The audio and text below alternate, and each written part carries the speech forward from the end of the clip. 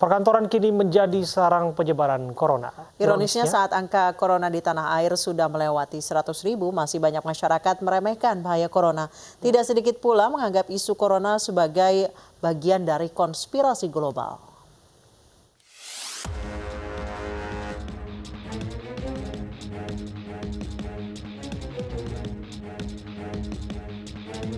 Mohon maaf kalau ini cukup keras. COVID ini ibarat malaikat pencabut nyawa, bahwa ini bukan konspirasi.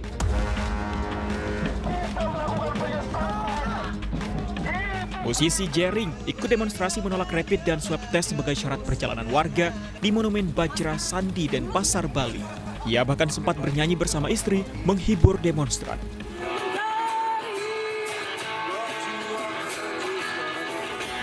Penabuh drum grup musik Superman is Dead ini kerap melontarkan pernyataan kontroversial terkait virus corona, termasuk menyebutnya konspirasi global demi keuntungan perusahaan farmasi raksasa. Sayang, angka penambahan kasus corona di dunia terus bertambah, tak peduli banyak tak percaya atau menganggap bagian konspirasi global.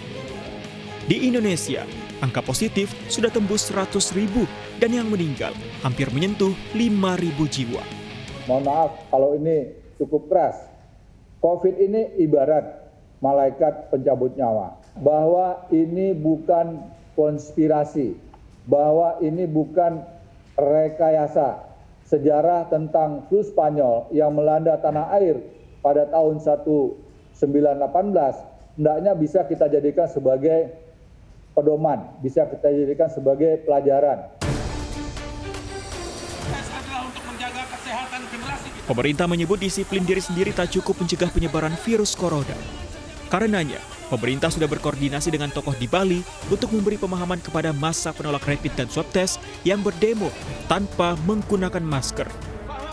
Kami sudah berkoordinasi dengan beberapa tokoh di Bali, mereka yang sejauh ini masih menentang penggunaan rapid test maupun swab test PCR, hendaknya dipanggil, hendaknya diberikan penjelasan bahwa PCR test termasuk juga untuk sementara rapid test karena belum semua daerah memiliki PCR test adalah satu langkah kita untuk screening, untuk bisa mengetahui seseorang itu menderita COVID atau seorang itu sudah memiliki virus COVID di dalam dirinya atau belum.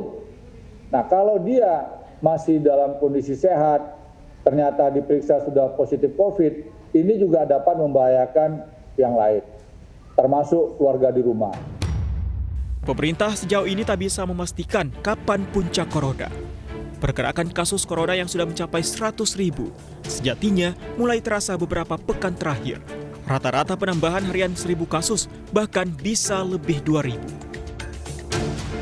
Gelagatnya sudah jelas, kian banyak area perkantoran tutup karena karyawan terjangkit corona. Sebut saja kantor pusat PLN Jakarta, kantor Radio Republik Indonesia, kantor Kementerian Pemuda dan Olahraga, dan gedung Komisi Yudisial. Tutup kantor alias lockdown sebagai upaya memutus penularan ke karyawan lain. Data terbaru Pemprov DKI, area perkantoran saat ini menjadi klaster paling mengkhawatirkan selain klaster komunitas.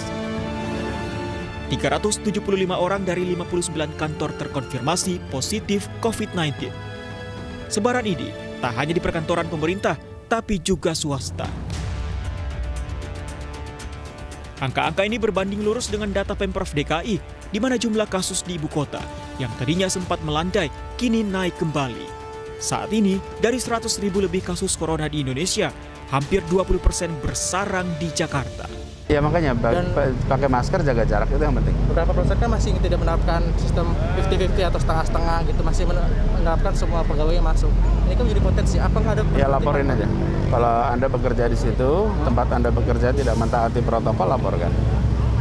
Termasuk dengan penerapan sistem juga semua masuk pegawainya Pak, itu juga melanggar. Laporkan juga. aja. Kasus corona di tanah air baik terjangkit atau meninggal makin bertambah. Tapi hingga saat ini, vaksin belum juga ditemukan. Ini tak hanya di Indonesia, tapi juga di dunia.